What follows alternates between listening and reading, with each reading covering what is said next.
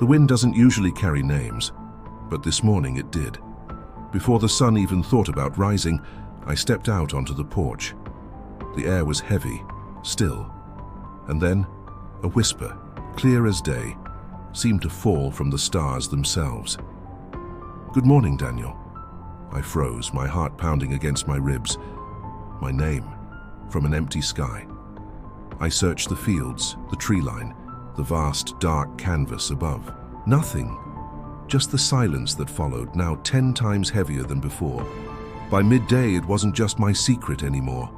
It happened again, but this time, the entire town of Harmony Creek heard it. A voice, smooth and calm, like an old-time radio announcer, filled the air. It wasn't loud, but it was everywhere.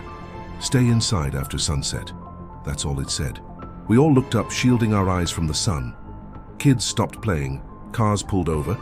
A collective, confused silence fell over us. Where was it coming from? The town square became a hub of nervous energy. Mayor Thompson tried to calm everyone down, standing on the steps of Town Hall. "It's a signal malfunction," he announced, his voice lacking its usual confidence. "Some kind of broadcast interference." But as he spoke, our phones died. One by one, screens went black. The radio in the sheriff's car crackled and then fell silent. The voice from the sky was the only signal left, and it had cut us off from the rest of the world. A few folks, mostly teenagers looking for a thrill, decided to ignore the warning. They laughed it off, calling it a prank. But the next morning they were gone.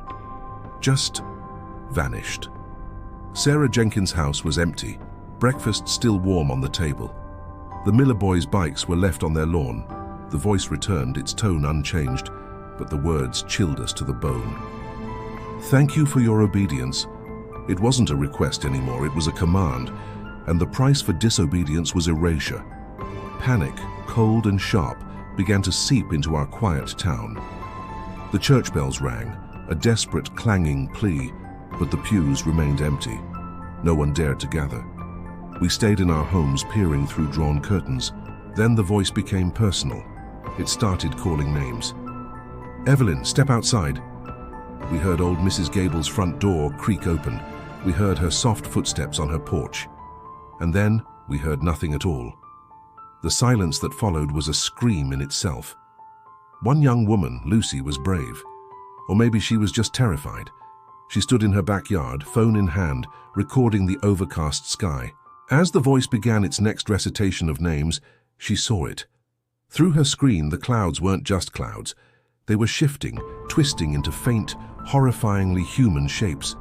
Dozens of faces, mouths moving in perfect sync with the words echoing around us. A strangled scream escaped her lips, and the phone fell from her trembling hand, the recording continuing to film the empty grass. We sought refuge in the earth. Basements, storm cellars, anywhere we could hide from the sky.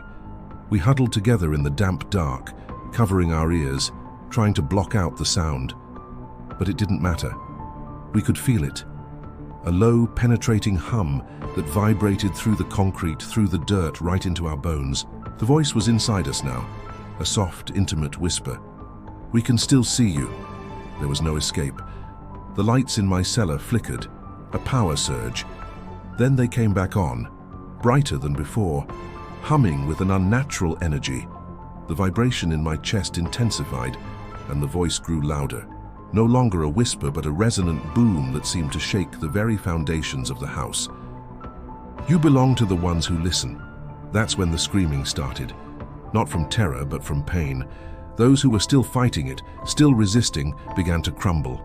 Blood trickled from their ears as they collapsed, silently, onto the cold floor. I'm the only one left in this cellar. The only one left anywhere, I think.